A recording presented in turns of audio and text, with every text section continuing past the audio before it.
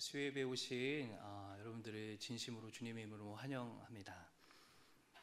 오늘 수요예배에 가나안 여인의 믿음이라는 제목으로 여러분들과 함께 말씀의 은혜를 좀 함께 살펴보고자 하는데, 여러분들에게 말씀의 은혜를 누리기 위한 꿀팁을 몇 가지를 좀 드리도록 하겠습니다. 첫 번째, 여러분 주보 다 갖고 계시죠? 주보가 주일날 나가게 되면 이미 주보에는 수요예배의 어떤 본문, 여러분들에게 찬송가까지는 바라지도 않겠습니다. 여러분 성경 나와 있는, 기재되어 있는 수요예배 본문을 한 번, 3번 이상 여러분 집에서 읽어보시고 묵상해 오시면 좋을 것 같습니다. 그리고 꿀팁을 드린다고 말씀드렸죠. 말씀을 간절히 사모하는 마음으로 여러분 기도하고 이 하나님의 전으로 나오시길 바랍니다. 또 마지막으로 한 가지 꿀팁을 더 드린다면, 설교자를 위해서 여러분 기도해 주시기 바랍니다. 하나님의 스피커, 하나님의 그 말씀을 먼저 묵상하고 올바로 전달해야 되는 이 설교자를 위해서 여러분 간절히 기도해 주실 때 이 꿀팁 3가지를 통해서 여러분들이 말씀의 은혜를 마음껏 누리게 되는 줄 믿습니다. 오늘 주신 말씀을 통해서 가나안 여인의 믿음은 도대체 어떤 믿음이었을까? 우리 3가지로 한번 살펴보도록 하겠습니다. 첫 번째, 먼저 가나안 여인의 믿음은 간절한 믿음이었어요. 우리 이미 봉독했지만 21절부터 22절 2절 말씀을 함께 합독해 보도록 하겠습니다. 시작. 예수께서 거기서 나가사 두로와 시돈 지방으로 들어가시니 가나안 여자 하나가 그 지경에서 나와서 소리질러 이르되, 주 다윗의 자손이여 나를 불쌍히 여기소서, 내 딸이 흉악하게 귀신 들렸나이다 하되. 아멘. 여러분들에게 먼저 또 한 가지 말씀을 좀 드리고 싶은 것은, 마태복음 조금만 뒤로 넘기시면 마가복음이 있습니다. 마가복음 7장 24절로 30절 말씀이 병행 본문인데요. 여러분 책갈피로 이렇게 해서 오늘 본문과 마가복음 7장의 본문을 이렇게 책갈피로 표시해 두시면 함께 찾아보시면서 말씀을 살펴보면 훨씬 더 은혜가 될 것 같습니다. 오늘 본문은 예수님께서 두로와 시돈 지방으로 들어가셔서 가나안 여인을 만나고 있는 장면을 기록하고 있습니다. 여러분, 두로와 시돈 지방에 대한 우리 지도를 좀 한번 살펴보기를 원하는데요. 여러분 좀 보이십니까? 저 동글뱅이 보이세요? 빨간색 동그라미 보시면 두로와 시돈 지방을 보시면 지중해 연안에 아주 아름다운 항구 도시였어요. 뿐만 아니라 고대 페니키아죠. 베니게의 흥왕했던 상업도시가 바로 두로와 시돈이라는 지역이었습니다. 하지만 이러한 지역적인 특징과는 달리 당시 유대인들이 생각했던 종교와 생활의 중심지는 어디였죠? 바로 예루살렘이었습니다. 예루살렘이 당시 유대인들에게 있어서 아주 생활의 중심, 종교의 중심지였는데, 여러분 두로와 시돈이 눈에 들어왔겠어요? 안 들어왔겠어요? 들어오지 않았겠죠. 이방 지역이었던 거예요. 어디 그냥 변두리 한적한 시골 지역으로 치부했던 곳이 두로와 시돈 지방이었습니다. 그런데 오늘 본문에 의하면 두로와 시돈 지방에 예수님께서 들어가셨다라고 이야기를 하고 있는데, 왜 그렇다면 예수님께서는 두로와 시돈 지방으로 들어가셨을까? 오늘 본문에 나와 있지 않지만 병행 본문을 한번 좀 살펴보길 원합니다. 여러분 책갈피에 두셨죠? 마가복음 7장 24절을 한번 보시면, 저도 이렇게 표시를 해놨습니다. 마가복음 7장 24절을 보시면, 예수께서 일어나사 거기를 떠나 두로 지방으로 가사 한 집에 들어가 아무도 모르게 하시려 하나 숨길 수 없더라. 여러분, 예수님께서 왜 두로와 시돈 지방으로 들어가셨는지 오늘 마태복음의 본문에는 그 자세한 이유가 드러나 있지 않지만, 병행 본문인 마가복음 7장 24절을 보니까 한 정보를 우리에게 주고 있습니다. 한 집에 들어가 아무도 모르게 하시려 했다. 여러분, 예수님께서 왜 두로와 시돈 지방으로 가셨을까요? 마가복음 7장 24절의 근거에서 보니까 다름이 아니라 휴식을 취하기 위해서 두로와 시돈 지방에 있는 한 집에 아무도 없는 곳에 들어가려고 하셨다라는 것을 우리가 알 수 있다라는 것입니다. 여러분, 예수님의 공생기간을 한번 떠올려 보시길 바랍니다. 3년간의 공생기간 동안 예수님의 주된 무대지가 어디였죠? 무대가 갈릴리 지역이었어요. 성경에 보니까 예수님의 그 갈릴리 지역 공생의 사역들을 3가지로 요약해 볼 수가 있는데, 회당에서 가르치시고 천국 복음을 전파하시며 모든 백성들의 약한 것을 고치셨다. 라고 성경에는 나와 있습니다. 예수님도 심신이 지치고 피곤하셨기 때문에 사람들을 피해서 잠시 잠깐 휴식을 취하기 위해서 두로와 시돈 지방, 특별히 한 집에 들어가 아무도 없는 곳에 들어가서 좀 쉬시려고 하셨다라는 거예요. 예수 그리스도는 참 하나님이셨지만 동시에 참 사람이셨기 때문에 많은 사람을 돌보는 일은 예수님에게도 아주 힘든 고된 일이었을 것입니다. 하지만 잠시 휴식을 취하기 위해 옮겨간 그 두로와 시돈 지역에서도 오늘 마가복음의 병행 부분을 보니까 24절 후반절에 보니까 숨길 수 없더라. 여러분 어떤 게 떠오르세요? 예수님께서 제자들과 함께 아무도 없는 한적한 집에 들어가려고 거기서 이제 좀 휴식을 취하려고 하는데 거기서도 숨길 수 없더라. 무슨 이야기죠? 수많은 무리들이 예수님이 언제 거기를 들어갔는지 알고 많은 무리들이 들어가서 예수님이 쉴 수 있었다 없었다? 없었다라는 거예요. 숨길 수 없다라는 것은 예수님이 거기 있는 거 이미 다 알고 있었다라는 거예요. 여러분 이러한 상황 속에서 누굴 만나게 됐다는 거예요? 가나안 여인을 만나게 됐다라는 것입니다. 여러분들과 함께 계속해서 말씀을 잘 배경에 대한 부분들을 살펴보고 요약해서 여러분들과 함께 말씀의 은혜를 살펴보고 있습니다. 여러분 근데 가나안 여자라고 했을 때 이 가나안 여자는 도대체 어떤 여자였을까? 오늘 마태복음 본문에도 자세하게 등장하고 있지 않지만 병행 본문인 마가복음 7장 26절을 보니까 이렇게 기록하고 있습니다. 그 여자는 헬라인이요 수로보니게 족속이라. 마태복음엔 등장하지 않고 있던 이 여인의 그냥 가나안 여자라고만 등장하고 있지만 병행 본문인 마가복음 7장 26절을 보니까 헬라인이요 수로보니게 족속이다라고 말씀을 하고 있습니다. 여러분 여기서 헬라인이라는 것은 혈통의 헬라인이라는 것을 이야기하는 것이 아니라 헬라어를 쓰고 있는 여인이었다라는 것을 의미하는 거예요.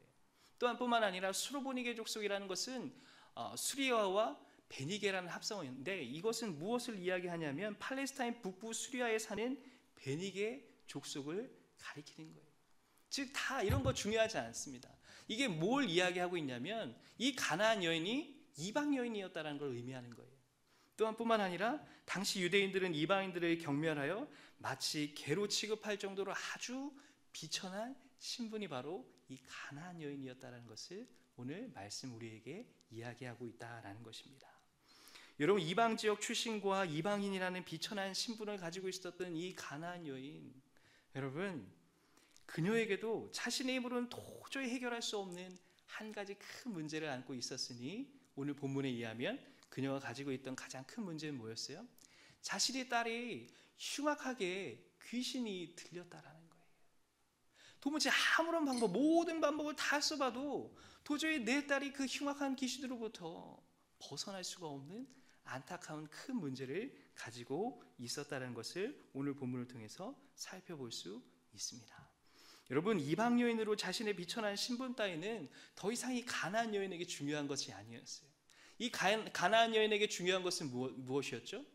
오로지 자신의 딸이 흉악한 귀신에 들린 자신의 딸이 소문으로만 듣던 그 예수님께 나아가서 그 예수님의 이름을 부르고 그 예수님께서 자신의 딸을 고쳐주시고 낫게 해주실 것이라는 그 믿음, 그것만 중요했다라는 거예요. 더 이상 자신의 신분, 자신의 어떤 출신 지역, 그녀에겐 중요한 것이 그게 아니었어요. 그녀의 관심사는 오로지 무엇밖에 없었다는 거예요. 자신의 딸이 그 흉악한 귀신으로부터 벗어나는 것, 고침을 받는 것, 그녀의 관심사는 오직 그거 하나뿐이었다라는 것입니다.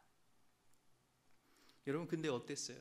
제가 아까 서두에도 말씀드렸던 것처럼 수많은 무리들이 어떻게 알고 예수님이 계셨던 두로와 시돈 지방 한 집에 들어간 그 곳조차를 찾아와서 수많은 사람들, 수많은 무리가 그곳을 둘러싸 있는데 여러분 이 가나안 여인이 예수님을 만날 수 있었어요? 없었어요? 없었죠.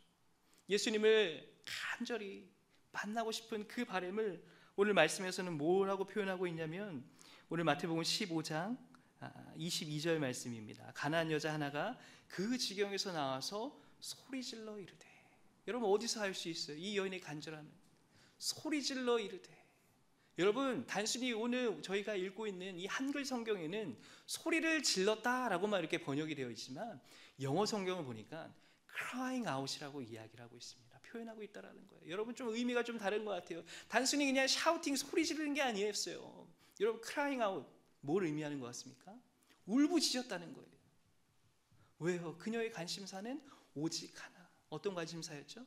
자신의 딸이 이 흉악한 귀신으로부터 고침을 받고 남을 받는 것. 누구로부터요? 예수님께로부터. 근데 수많은 무리가 둘러싸고 있는 거예요. 도저히 예수님께 나아가고 싶어도 나아갈 수가 없었던. 왜냐하면 수많은 무리가 둘러싸고 있었기 때문에. 그녀가 할 수 있는 방법은, 자신을 주목하게 할 수 있는 방법은, 유일한 방법은 뭐였어요? 소리를 지르는 거. 근데 단순히 소리를 지르는 것이 아니라 crying out, 울부짖었다는 거예요. 울부짖었다는 거예요. 여러분, 여기서 알 수 있는 게 뭐예요? 이 여인의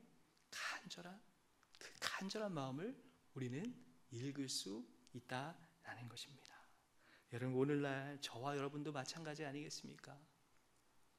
마치 가나안 여인의 딸이 흉악한 귀신이 들려 도저히 자신의 힘과 의지로는 어떻게 할 수 없는 아주 큰 어려운 문제에 직면해 있을 때, 여러분, 우리가 할 수 있는 것이 무엇이 있겠습니까?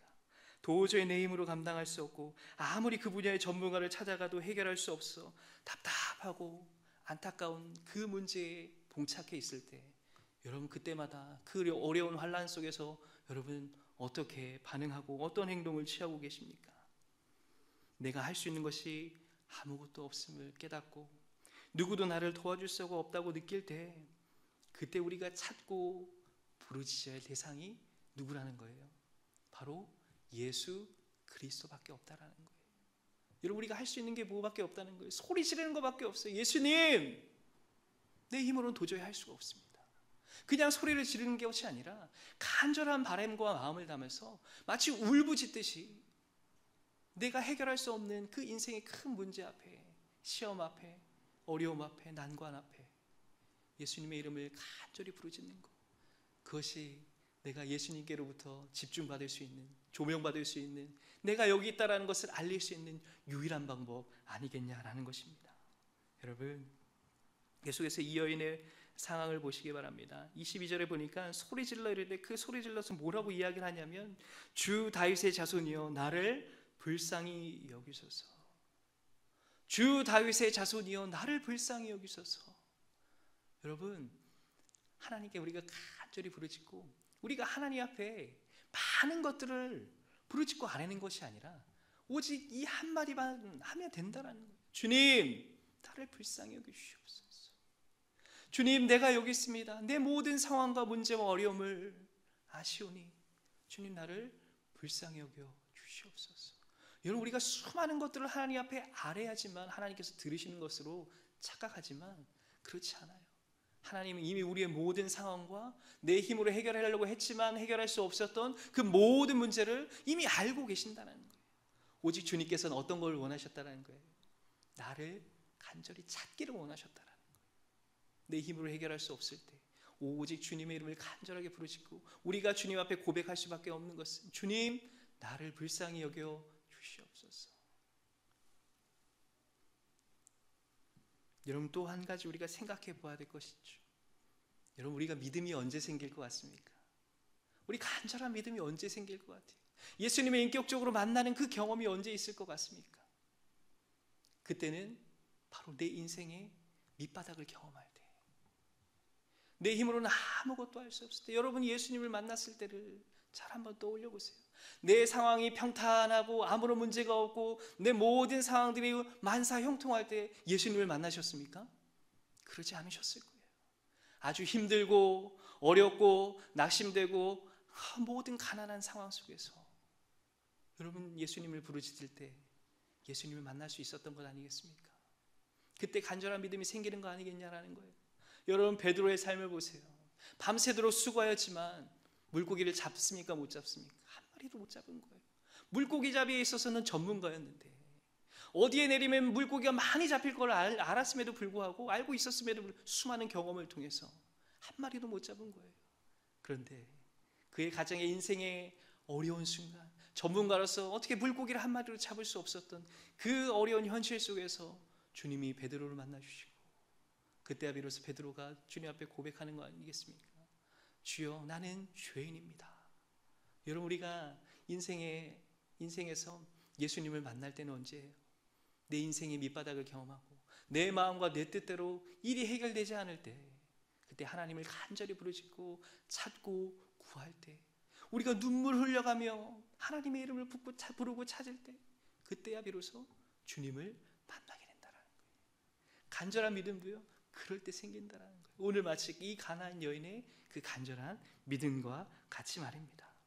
여러분, 그런데 이 여인이 그냥 한 번만 그냥 예수님 하고만 불렀겠습니까? 주 다윗의 자손이여 나를 불쌍히 여기소서, 그냥 한마디만 했을까요?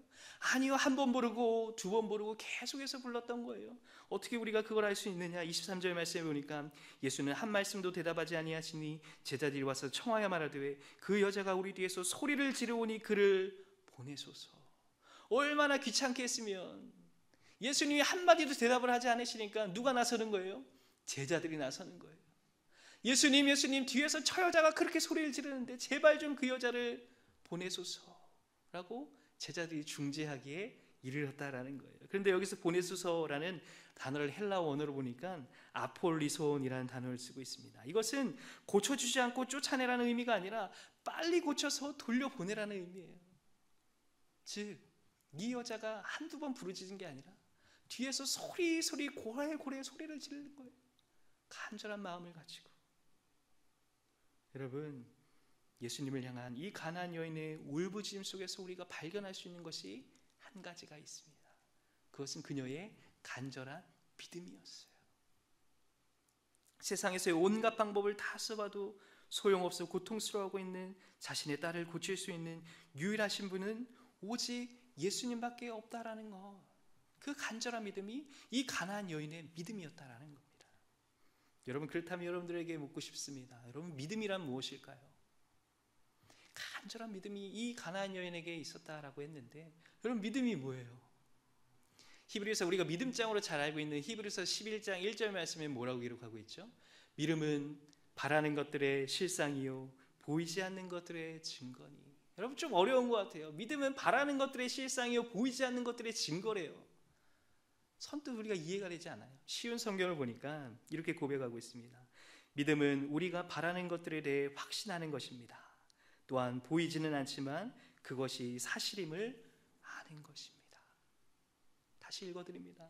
여러분, 믿음에 대해서 잘 정의 내리시길 바라요. 믿음은 우리가 바라는 것들에 대해 확신하는 것입니다. 또한 보이지는 않지만 그것이 사실임을 아는 것입니다. 아멘.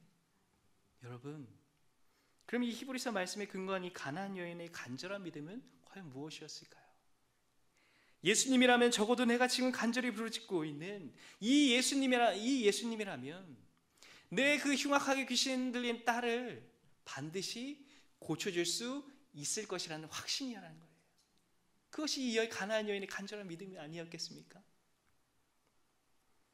여러분, 이걸 오늘날 저와 여러분에게 한번 적용해 보기를 원합니다. 오늘 저를 포함한 이 자리에 앉아있는 우리 모두가 우리의 힘과 의지로 감당할 수 없는 문제를 만날 때가 있습니다. 인생을 살아가다 보면 내 힘으로 해결할 수 있는 영역과 내 힘으로 도저히 해결할 수 없는 그런 큰 문제를 만날 때가 있어요. 내 힘으로 해결할 수 있을 때는 괜찮습니다. 하지만 내 힘으로 해결할 수 없을 때가 문제라는 거예요. 그럴 때 이 가나안 여인에게 있었던 이 간절한 믿음이 저와 여러분에게도 있는지 다시 한번 돌아볼 수 있기를 바랍니다. 그리고 좀 분리해서 생각해 봤으면 좋겠어요. 여러분, 간절한 믿음이라고 했을 때 간절함과 믿음이라고 좀 이렇게 분리해서 한번 생각해 봅시다. 여러분, 이 여인에게는 분명히 간절함도 있었어요. 어떤 간절함이었죠? 내 딸이, 귀신 들린 내 딸이 나았으면 좋겠다, 벗어났으면 좋겠다, 고침받았으면 좋겠다라는 간절함이 있었어요. 그럴 때 그 여인에게는 또 믿음이 있었다라는 거예요. 믿음, 아까 뭐라 그랬죠? 무언가 그게 확실하게 이루어질 것 같은 그 확신이라는 거예요. 그런데 이 간절함과 믿음을 좀 분리해서 생각한다면 그 여인에게는 간절함도 있었고요, 믿음도 있었어요. 그래서 간절한 믿음 아니었겠습니까? 간절함은 아까 말씀드린 그런 부분이었어요. 믿음은 뭐예요? 예수님이라면, 소문을 듣고 찾아온 이 예수님이라면, 내가 부르짖고 있는 예수님이라면 내 귀신 들린 딸을 반드시 고쳐줄 수 있을 것이라는 확신이 있었다는 거예요. 믿음이 있었다는 거예요. 이 여인에겐 그렇기 때문에 간절한 믿음이 있었던 거예요. 그럼 저와 여러분의 모습을 봅시다. 간절함과 믿음을 분리했을 때 우리에겐 간절함이 있어요. 여러분의 삶 속에 간절함이 있잖아요. 내 힘으로 도저히 해결할 수 없는 그 문제 앞에 누구나 간절함을 가질 수 있어요. 하지만 믿음이 있는가 없는가를 한번 돌아볼 필요가 있다는 거예요. 여러분, 간절함은요, 예수님을 믿지 않는 사람들도 그 문제, 해결할 수 없는 문제에 대한 간절함은 있어요. 근데 차이는 뭐예요? 믿음이 있느냐 없느냐예요. 그 문제를 예수님 앞에 가지고 나아갔을 때 예수님이야말로 이 문제를 해결할 수 있을 분, 해결할 수 있는 분이다 라는 믿음이 있느냐 없느냐의 문제인 것 같습니다. 그런데 그 어려운 문제 앞에 여러분, 이 가나안 여인은 간절한 믿음이 있었어요. 그럼 우리는 어떻냐는 거예요. 간절함은 있지만 믿음이 있는지 없는지 다시 한번 돌아보고 점검해 볼 필요가 있다는 거예요. 여전히 끊임없이 내 삶에 해결되지 않은 문제를 가지고 끙끙 앓고 예수님께 가지고 나아가지 않는 거예요. 예수님께 가지고 나아가도 과연 예수님이 이 문제를 해결해 주실 수 있을까라는 의구심을 품는다는 거예요. 확신이 아니라 의심한다는 거예요. 그런 사람들의 반응이 어떻죠? 계속해서 다른 방향, 다른 방법을 써봅니다. 이미 그것이 소용이 없다는 걸 알고 있는데도 불구하고 예수님이 그 문제를 해결할 수 있다는, 그 문제의 키를 쥐고 있다는 것을 인정하지 않는다는 거예요. 간절함은 있는데 믿음이 없다라는 거예요. 이게 오늘날 저와 여러분의 모습 아니겠습니까? 그런데 이 가나안 여인은요, 더 이상 선택할 수 있는 다른 여지가 없어요. 다른 답안지가 없어요. 선택지가 없다라는 거예요. 오직 예수님밖에 없다라는 거예요. 예수님이야말로 예수님밖에 이 문제를 해결할 수 없다라는 그 간절함과 믿음을 가지고, 간절한 믿음을 가지고 주님 앞에 나아갔고 부르짖었다라는 겁니다. 사랑하는 은성교회 성도 여러분, 우리에게 주시는 말씀이 있죠. 간절한 믿음. 이 가나안 여인과 같은 간절한 믿음. 간절함은 누구나 가질 수 있죠. 하지만 저 여러분이 그 문제를 예수님께서 반드시 해결해 주실 수 있을 것이라는 확신, 믿음을 가지고 나아갈 수 있는 저와 여러분의 삶이 되었으면 좋겠습니다.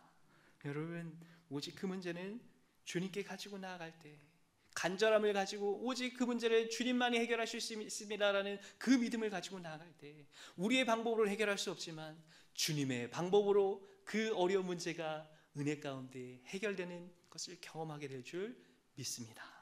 두 번째, 이 가나안 여인의 믿음은 어떤 믿음이었냐? 인내하는 믿음이었다라는 것입니다. 우리 23절 말씀을 다시 한번 함께 읽어보도록 하겠습니다. 시작.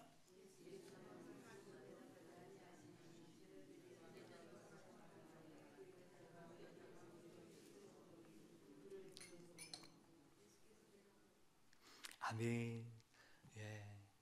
여러분, 계속되는 이 여인의 간절한 부르짖음, 심지어는 제자들이 제발 좀 예수님, 뒤에서 하도 여자가 소리를 지르니 제발 좀 고쳐서 보내십시오, 간청할 정도로 지금 귀찮게 하는 거예요. 표현은 귀찮다고 하지만 그 안엔 간절함이 담겨 있다고 말씀드렸습니다. 그런데 이 여인의 간절한 부르짖음과 간구에도 불구하고 여러분, 예수님의 반응을 보십시오. 23절 초반에 보니까 뭐라고 말씀하고 있습니까? 예수는 한 말씀도 대답하지 아니하시니. 여러분, 제가 뭘 이야기하는지 대충 이 빠른 분들은 이미 파악하셨을 것 같습니다. 뭐예요? 예수님의 모습이 냉정해 보이기까지 해요. 동시에 이방 여인이라고 무시하는 것처럼 느껴지기까지 합니다. 왜냐하면 한 말씀도 안 하셨으니까. 아니, 평상시 같으면 이렇게 간절히 부르짖는 여인, 예수님이 어떻게 해요? 고쳐주십니까? 안 고쳐주십니까? 고쳐주셨어요. 어떻게든 고쳐주셨어요. 그런데 한 말씀도 대답하지 아니하셨다. 여러분, 예수님께서 냉정한 분이시거나 그녀가 이방 여인이라고 무시해서가 결코 아니었어요. 예수님께서 가나안 여인의 간절한 부르짖음에도 불구하고 한마디 말씀도 안 하신 이유는 이 여인의 믿음이 진짜인지 가짜인지 그녀의 믿음을 시험하시고 연단시키셔서 그녀의 믿음을 새롭게 할 뿐만 아니라 더욱 견고하게 세우시기 위해서 지금 예수님은 단 한 말씀도 하지 않으셨다라는 거예요. 이 여인이 부르짖는 이 간절함이, 이 간절한 믿음이 과연 진짜인지 아닌지 그녀를 시험하고 계신다라는 거예요. 시험하실 뿐만 아니라 그녀의 믿음을 새롭게 하고 더욱 견고하게 세우시기 위해서 예수님 지금 한 말씀도 대답하지 아니하고 계신다라는 거예요. 여러분, 우리의 삶도 마찬가지 아닙니까? 우리가 간절한 그 문제를 가지고 주님 앞에 부르짖습니다. 하지만 하나님이 어떠실 때가 있다는 거예요? 침묵하실 때가 있다는 거예요. 침묵하실 때가 있다는 거예요. 여러분, 그것을 지금 경험하고 겪고 계신 분이 아마 이 중에 계실 수도 있어요. 우리의 간절한 부르짖음, 계속되는 간절한 부르짖음에도 불구하고 하나님께서 침묵하실 때가 있다는 거예요. 여러분, 그때 우리가 기억해야 될 게 뭐예요? 여전히 우리를 주목하고 계신다는 거예요. 그런데 우리의 반응은 어떻죠?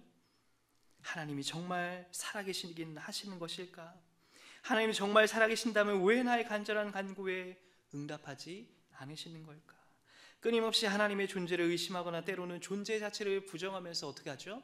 스스로 포기하거나 낙심하게 되기 쉽다라는 거예요. 그런데 가나안 여인의 믿음이 어떤 믿음이었다는 거예요? 인내하는 믿음. 여러분, 인내하는 믿음이었다는 거예요.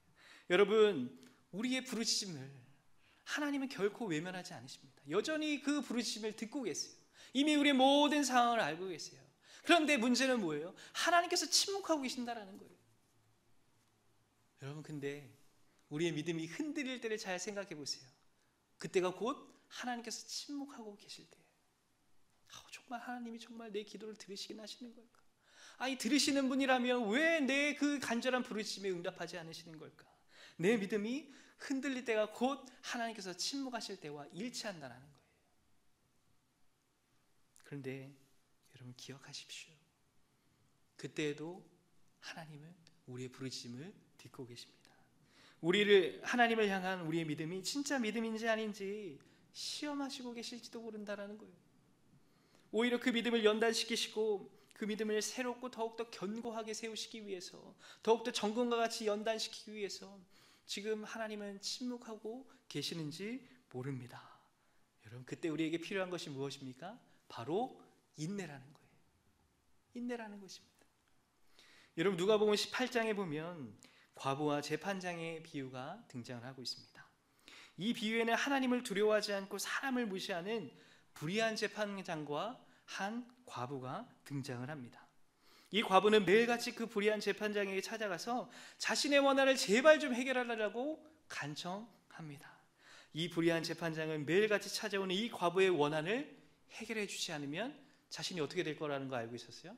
늘 괴롭다라는 것을 알고 있었다라는 거예요. 그렇기 때문에 늘 찾아왔던 이 과부의 원한을 해결해 줍니까? 해결해 주지 않습니까? 이 불의한 재판장도 해결해 준다라는 거예요. 그런데 이 비유의 마지막에 중요하죠. 이 비유를 통해서 예수님께서 그의 제자들에게 말씀하십니다. 누가복음 18장 7절에 보니까 하물며 하나님께서 그 밤낮 부르짖는 택하신 자들의 원한을 풀어주지 아니하시겠느냐. 아멘.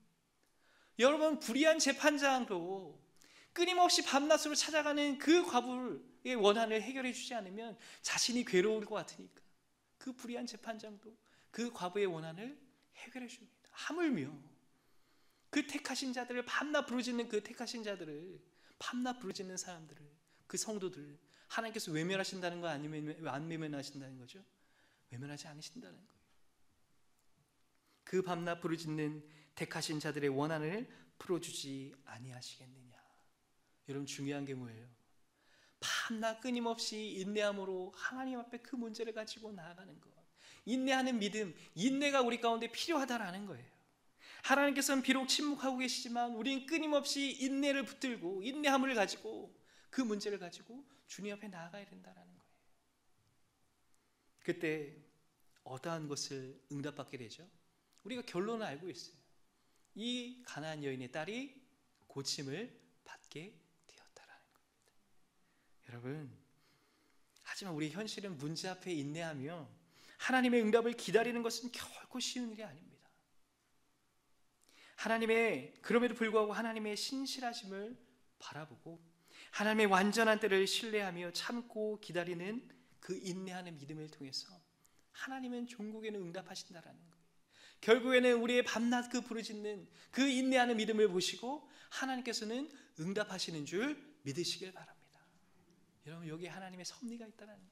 우리의 믿음이 진짜인지 아닌지 시험하시고 우리의 믿음을 연단시키시고 더욱더 그 믿음을 강하게 하시기 위해서 하나님 지금도 침묵하고 계시지만 우리가 밤낮 부르짖고 인내하는 그 믿음을 가지고 주님 앞에 나아갈 때 하나님의 때가 되면 그 기도에 응답해 주시는 줄 믿으시길 바랍니다. 마지막 세 번째, 이 가나안 여인, 말씀을 안 읽었군요. 여기에 관련된 말씀이 있습니다. 인내하는 관련된 말씀입니다. 야고보서 1장 3절부터 4절 말씀을 보니까 이는 너희 믿음의 시련이 인내를 만들어낸 줄 너희가 알미라. 인내를 온전히 이루라. 이는 너희로 온전하고 구비하여 조금도 부족함이 없게 하려 함이라. 히브리서 10장 36절 말씀에는 너희에게 인내가 필요하면 너희가 하나님의 뜻을 행한 후에 약속하신 것을 받기 위함이다. 여러분, 우리에게 인내가 필요하다는 것을 계속해서 말씀하고 있습니다. 여러분, 그 인내하는 믿음을 가지고 하나님 앞에 끊임없이 나아갈 수 있는 저 여러분의 삶이 되었으면 좋겠습니다. 마지막 세 번째, 이 가나안 여인의 믿음은 겸손한 믿음이었습니다. 우리 27절 말씀을 마지막으로 함께 합독해 보도록 하겠습니다. 27절 말씀입니다. 시작. 여자가 이르되 주여 올소이다마는 개들도 제 주인의 상에서 떨어지는 부스러기를 먹나이다 하니. 아멘. 여러분, 그 전에 우리가 좀 살펴볼 필요가 있죠. 24절 이후에 보니까 이 인내하는 믿음을 가지고 25절을 보니까 여자가 그냥 집에 돌아간 것이 아니었어요. 만약에 집에 그냥 포기하고 돌아갔다면 그 기적을 경험할 수 없었겠죠. 하지만 25절에 보니까 여자가 와서 끝까지 예수님 앞에 나와서 절하면서 마지막으로 아뢰는 거죠. 주여 저를 도우소서. 침묵하시고 24절의 말씀에 보니까 나는 이스라엘의 집에 잃어버린 양 외에는 다른 데로 보내심을 받지 아니하였노라. 마치 그냥 통물 서답하듯이 나하고는 상관없으니까 너는 너 갈 길 가라. 마치 이런 대답과 같은데, 그럼에도 불구하고 이 인내하는 그 믿음을 가지고 이 가나안 여인은 드디어 예수님 앞에 나와서 절하면서 주여 그럼에도 불구하고 저를 도와주십시오 라고 마지막으로 지푸라기라도 잡고 싶은 심정으로 간구하고 있는 이 여인의 모습을 우리는 보게 됩니다. 여러분, 뭘 이야기하는 것일까요? 그 뒤에 말씀해 보니까 그 여자가 주여 저를 도우소서 이야기하면서 예수님께서 대답하여 이르시되 라고 26절에 보면 말씀이 기록하고 있습니다. 자녀의 떡을 취하여 개들에게 던짐이 마땅하지 아니하니라. 여러분, 뭘 이야기하는 겁니까? 주님 제발 저를 도와주십시오라고 마지막으로 간청하듯이 이야기하는데 예수님의 대답은 뭐라고 이야기하고 있습니까? 자녀의 떡을 취하여 개들에게 던짐이 마땅하지 않다. 자녀의 떡을 취해서 강아지들에게 개들에게 던지는 것이 옳지 않다라는 거예요. 여기서 여러분 우리가 좀 이해할 필요가 있는 게, 여기서 자녀라고 하는 것은 유대인들을 가리키는 거죠. 개들은 이방인을 지칭하는 거예요. 그래서 이것을 우리가 종합해서 좀 이해를 할 필요가 있는 게, 예수님께서 이렇게 그 여인에게 말씀하신 이유는 이방인에 대한 예수님의 개인적인 적대감을 나타내는 것이 아니라 이방인에 대한 유대인의 일반적인 정서를 빗대서 표현하고 있는 거예요. 당시에 이방인들을 유대인들이 바라볼 때 뭐처럼 봤다고요? 개처럼 봤다라는 거예요. 비천한 사람을 봤다는 거예요. 그런데 이 예수님의 대답은 자녀의 떡을 취하여 개들에게 던짐이 마땅하지 않다. 이 여자에게 모욕감을 주고 있는 거예요. 너는 이방 여인이니까 나는 유대인들에게 취할 떡은 있지만 이방인들에게 줄 떡은 없다라는 거예요. 이 여자에게 모욕감을 주고 있는 예수님의 대답을 보게 된다라는 거예요. 여러분, 그런데 하이라이트죠. 27절 말씀에 보니까 이 여자의 대답, 여러분 이 말씀을 연구하고 묵상하다 보니까 이 여인의 대답이 아주 기가 막힙니다. 27절 말씀 보니까 여자가 이르되 주여 올소이다마는 개들도 제 주인의 상에서 떨어지는 부스러기를 먹나이다. 여러분, 이 정도 모욕감을 주면 그 여인은 어떻게 했을까요? 나가 떨어졌을까? 그냥 집으로 돌아갔을까? 아니 뭐 예수님이 이래. 아니 소문을 듣고 모든 사람들이, 약한 사람들을, 귀신 들린 사람을 고쳐주신다는 예수님이 나에게 이런 모욕감을 주다니 라고 집으로 아마 돌아갔을 거예요. 내가 다른 사람한테 가면 같이 당신에겐 고침받지 않겠다. 그런데 그렇게 하지 않고 이 가나안 여인의 대답을 보니까 놀랄 노릇 아닙니까? 여자가 이르되 주여, 주님, 천적으로 주님이 맞습니다. 하지만 뭐라는 거예요? 아니 개들도 주인의 상에서 떨어지는 부스러기를 먹지 않습니까? 즉 다시 말한다면 주님, 부스러기 은혜라도 좋으니 나에게도 그 은혜를 주옵소서. 아멘이십니까? 여러분, 주님 앞에서 자신을 한없이 낮춘 그 여인의 겸손한 대답이 아닐 수 없습니다. 이 여인은 스스로 이방인으로서 하나님의 백성이라고 여겼던 유대인들, 당시 이스라엘 백성들, 나는 그런 이스라엘 백성 유대인이 아니지만 난 이방인이 맞습니다, 인정하는 거죠. 그 다음에 뭘 고백하고 있는 거예요? 주님의 자비와 긍휼을 구하고 있는 것 아니겠습니까? 주님, 개들도 주인의 상에서 떨어지는 부스러기를 먹지 않습니까? 주님, 나에게도 그 부스러기 같은 은혜를 주시옵소서. 여러분, 겸손한 이 여인의 믿음 느껴지십니까? 여러분, 우리의 모습을 보시기 바랍니다. 이제 말씀을 정리하고 마치고자 하는데, 세 가지의 믿음이 있었어요. 겸손한 믿음, 인내하는 믿음, 간절한 믿음. 여러분, 하나님의 기적과 은혜는 겸손한 사람들에게 주어집니다. 하나님은 겸손하지 않은 사람에게는 은혜를 베풀지 않는다는 거예요. 왜 그럴까요? 겸손하지 않은 사람은 하나님께서 은혜를 베푸셔도 그것을 은혜로 받아들이지 않고 오히려 그 은혜로 인하여서 교만해지기 때문에 그렇습니다. 여러분, 이스라엘을 다스리던 초대 왕이었던 사울을 보십시오. 그가 스스로 하나님 앞에서 겸손했을 때는 하나님께서 그에게 은혜를 베푸셔서 그로 하여금 온 이스라엘을 다스리는 초대 왕으로 사울을 세워주셨어요. 왕위를 그에게 주셨지만 그는 그 겸손함을 잃어버리고 교만해져서 하나님의 명령을 거역함으로 말미암아 하나님은 그를 그 왕위에서 쫓아낼 뿐만 아니라 전장에서 잔인하게 죽음을 맞게 하는 그 사울의 비참한 최후를 우리는 성경을 통해서 보게 된다라는 것입니다. 여러분, 하나님은 겸손한 사람에게 은혜를 베푸시는 줄 믿습니다. 겸손한 믿음을 가지고 주님 앞에 나아가는, 마치 이 가나안 여인처럼 주님 맞습니다, 저는 이방인입니다, 저는 그렇습니다, 그런 존재예요. 그렇지만 개들도 주인의 상에서 떨어지는 그 부스러기 한 조각을 먹는데 나에게도 그 부스러기와 같은 은혜를 주시옵소서. 그 겸손한 믿음을 보시고 예수님께서 칭찬하시는 거예요. 여자여, 내 믿음이 크도다, 내 소원대로 되리라. 드디어 시험을 통과한 거예요. 드디어 예수님께로부터 인정받은 거예요. 칭찬받은 거예요. 여러분, 간절한 믿음과 인내하는 믿음과 겸손한 믿음을 가지고 주님 앞에 나아갈 때 그녀의 간절한 바람과 그녀의 소원대로 그녀의 딸이 고침을 받게 되었다라는 것입니다. 사랑하는 은성교회 성도 여러분, 야고보서 4장 6절에는 이런 말씀이 있죠. 하나님이 교만한 자를 물리치시고 겸손한 자에게 은혜를 주신다 하였느니라. 베드로전서 5장 5절로 6절 말씀에 보니까 다 서로 겸손으로 허리를 동이라. 하나님은 교만한 자를 대적하시되 겸손한 자들에게는 은혜를 주시느니라. 그러므로 하나님의 능하신 손 아래에서 겸손하라. 때가 되면 너희를 높이시리라. 아멘. 그럼 이제 말씀을 마치고자 합니다. 우리 앞에 내 힘으로 도저히 감당할 수 없는, 마치 가나안 여인의 딸이, 흉악한 귀신 들린 딸이 주님 앞에 가지고 나왔던 이 내 힘으로 도저히 해결할 수 없는 문제를 우리가 만날 때가 있어요.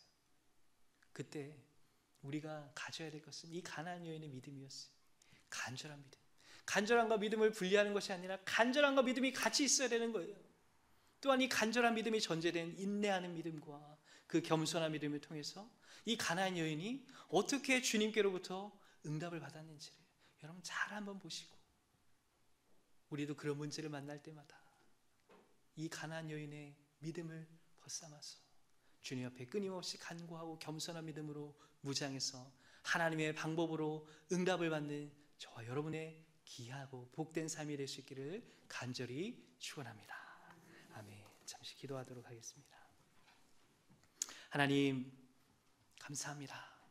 오늘 말씀을 통하여서 우리 삶에서 내가 해결할 수 있는 문제를 만날 때도 있고, 내가 해결할 수 없는, 도저히 해결할 수 없는 문제를 만날 때도 있는데, 오늘 주신 이 말씀을 통해서 이 가나안 여인의 믿음을 보고 다시 한번 우리의 믿음의 지표로 삼기를 원합니다. 간절한 믿음이 나에게는 있는지, 간절함과 믿음이 분리되어서 간절함은 있는데 믿음이 없어서 주님 앞에 가지고 나아가지 않았던, 주님을 끊임없이 의심했던 우리의 믿음 없으면 주님 불쌍히 여기실 뿐만 아니라 하나님 인내하는 믿음과 겸손한 믿음으로 무장하여서 하나님 이 해결할 수 없는 문제, 사람의 방법이 아닌, 나만의 방법이 아닌 오직 주님의 방법대로, 오직 주님의 정하신 때에 그 문제가 해결함을 받는 놀라운 기적을 경험할 수 있는 우리 모두의 삶이 될 수 있도록 하나님 인도하여 주시옵소서. 그렇게 그 믿음을 보시고 칭찬하실 뿐만 아니라 그 믿음을 보시고 하나님께서 역사하시고 인도하실 그 하나님을 찬양하오니 주님 우리와 함께하여 주시옵소서. 감사드리며 살아계신 예수 그리스도의 이름으로 기도드립니다. 아멘.